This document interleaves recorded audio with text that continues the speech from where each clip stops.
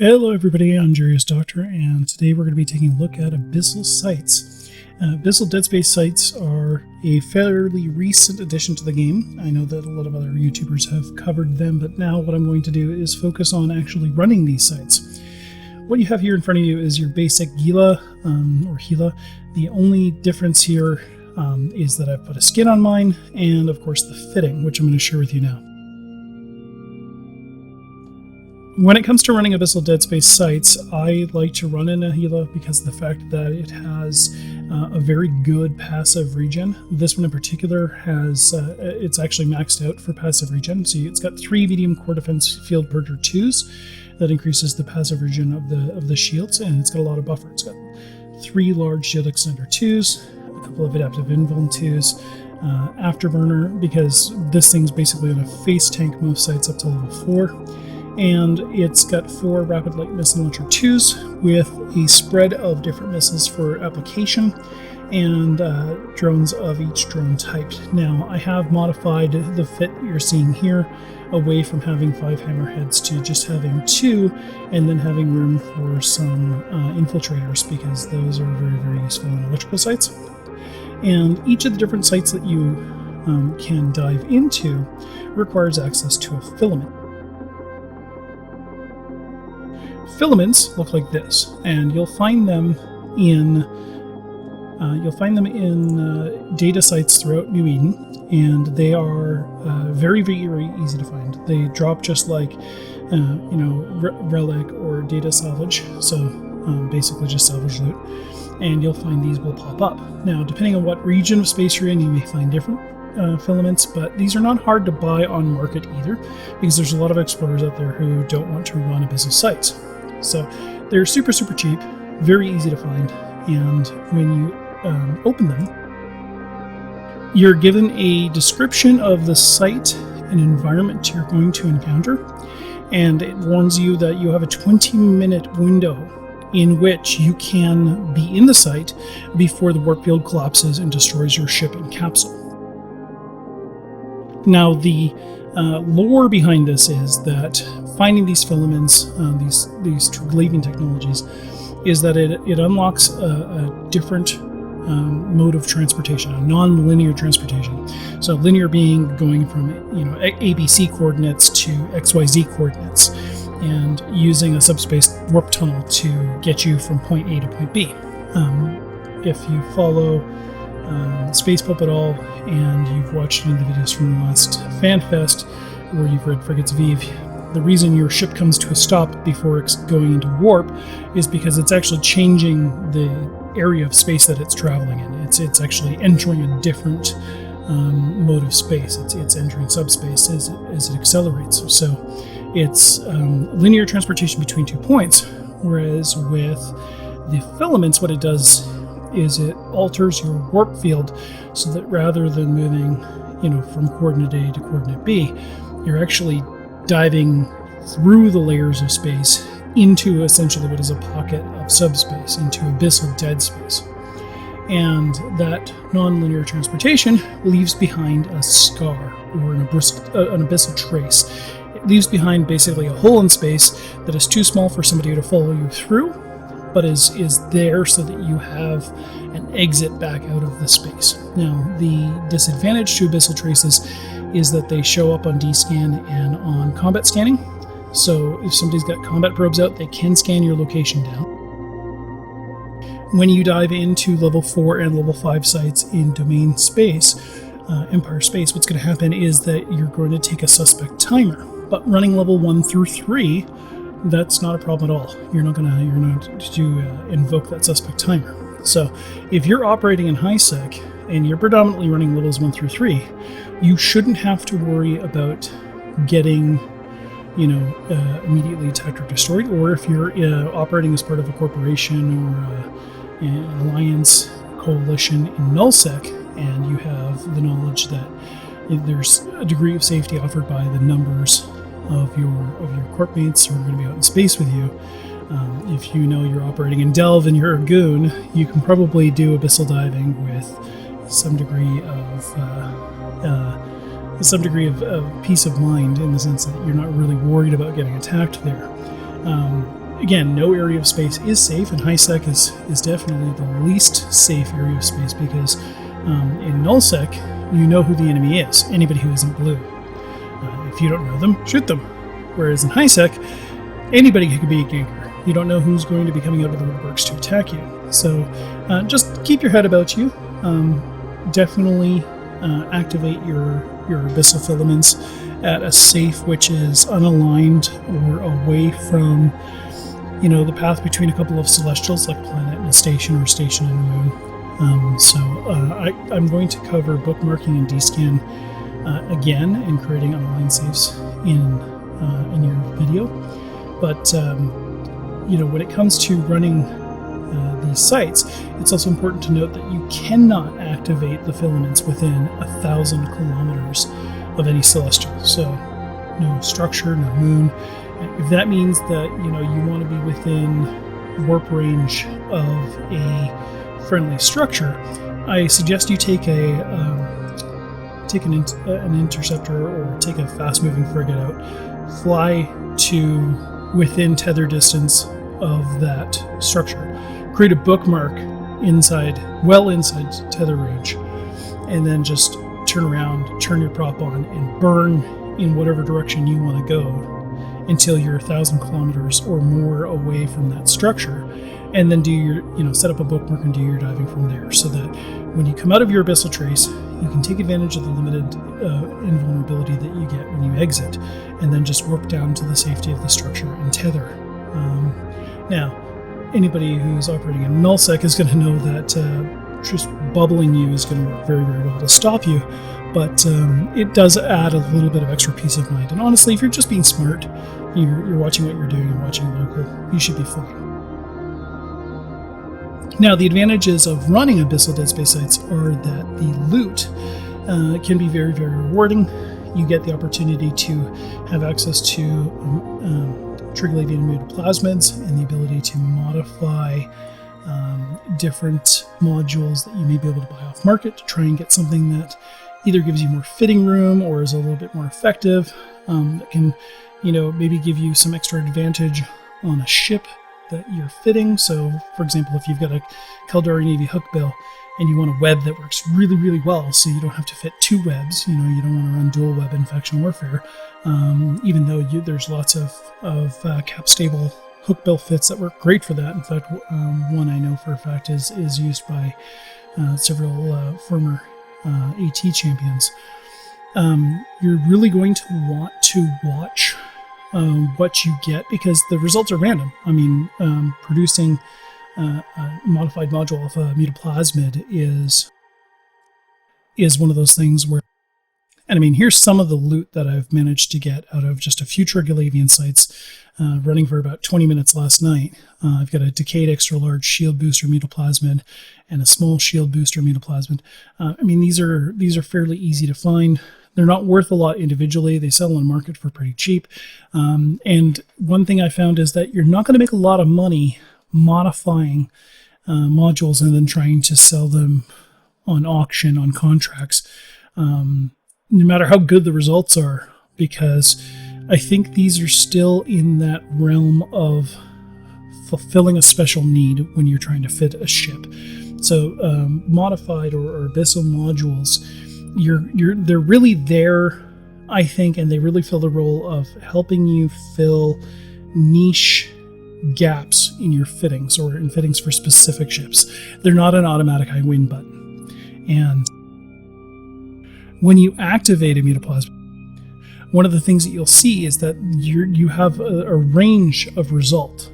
So you could have an increased activation cost, but a shortened activation time. So your boosts may come more frequently, but it can end up costing you a lot more cap. These kinds of changes can happen, and whenever the algorithm can err on the side of a deficit, it will give you a deficit. So you may end up with a significant increase in shield bonus. You may get as much as a 10% increase in shield bonus, but I can pretty much guarantee you that if you get the full 10% shield bonus increase on this extra large shield booster, you're going to see power grid, CPU, activation time, and activation cost all go up. It's very, very rare that you get more than one or even two buffs out of a Mutaplasmid. So really, unless you're trying to find something that will fit in a space when you're limited on fitting, even after you've put some fitting modules on a ship, Mutaplasmids are really there to help you find creative fittings. They're not there to help you min-max. And you may have to run through 6 or 7 different Mutaplasmids of the same type in order to get a favorable result. So, really the advantage for running Abyssal sites is the content. It's the ability to get Triglavian BPCs for their ships, their weapons, and to get building materials such as Isogen 10, 0-point condensate, in order to build those modules and build those ships so that you can have access to Triglavian ships, of which I have a few now. Now, without further ado, I'm going to actually get out there and start running some of these sites. You're going to get a chance to see how this runs for me. And again, the only change I've made over the basic fitting of this ship is to swap out the damage control 2 for an IFFA compact damage control and change out the drone damage amplifiers for the C3X HEVA Sight So ballistic control systems. These are the better of the two Guristas control systems. And unlike a standard BC, which give missile damage and rate of fire bonuses, these also give a drone damage bonus, which stacks with the 500% increase in damage for medium drones that the Gila already enjoys.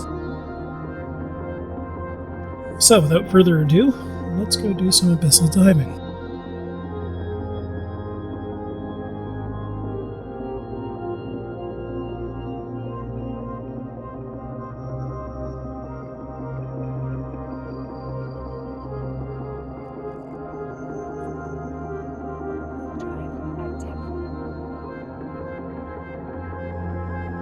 Now, you can see that from the fitting cost and from the layout of this particular Gila, this is not an inexpensive ship to fly. This is 640 million ISK, so,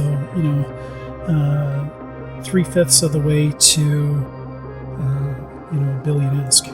It's not an inexpensive ship for new bros. However, the good news is you can run level 1 and 2, and even up to level 3 abyssal sites in Tech 1 cruisers, specifically drone boats. So Vexers and Arbitrators, if you're flying a MAR, are very, very viable ships to run these sites in. All you really need is the ability to project multiple different types of damage and to be able to recover. And I will link up some fits, some perspective fits for this video. You'll find them in the comments below. But really, these sites are able to be run in very, very cheap fits, very cheaply fit fits. But you definitely want to have your skills maxed up. You're going to want to have all your armor layering skills if you're in an armor boat, all your shield compensation skills if you're in a shield boat, and you're going to want to make sure that you've got your gunnery trained up if you're going to use a ship that is using turrets. Now, there are some ships which are heavily favored for certain types of sites. So, for example,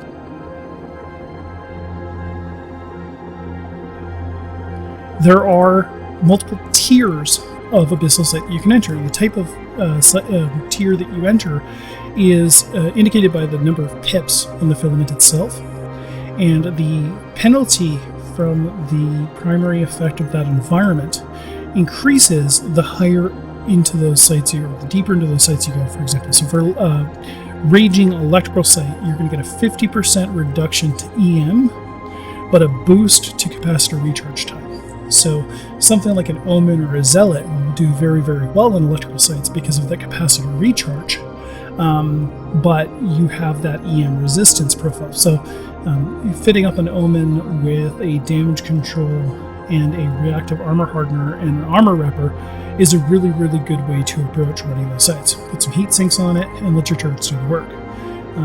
Definitely make use of your drones to help reach out and engage the enemy before they get within range of your guns. And there are successful strategies for each of the different tier 1 frigates and tier 2 frigates, tier 2 cruisers that you can get into. So you definitely want to be running these sites in a ship as cheaply as you can run. If you have the income, or if you've got the wallet to be able to afford a ship like the Gila, it's a good option. But you don't need to go with anything near this expensive. This is just one that, for me, buys a lot of peace of mind because I don't really need to watch the screen a lot while I'm running it.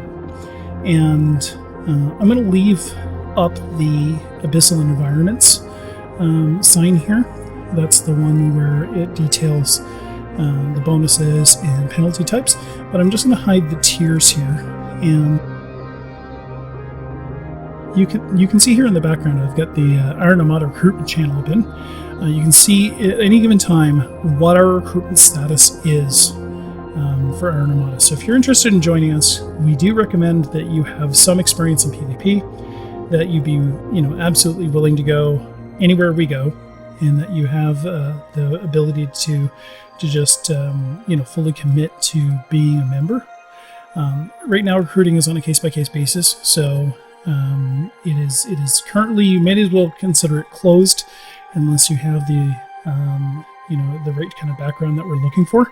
It will eventually open up again in the future, so if you're interested in joining us, if you're looking to try something different, you're welcome to join our Armada recruitment channel in game. It's just Armada recruitment in one word, and you'll often find me lurking in there, and I'm available there to chat with, or if you have any questions. You can also reach out to me in game through email. You can reach out to me through Discord. My Discord I'll include in the notes below. And I hope you enjoy the rest of this. I'm just going to shut up now and put on some pretty music for you to listen to. Also, special thank you to MDK, Morgan David King, for allowing me to use his music for this video. So special shout out to him, and enjoy.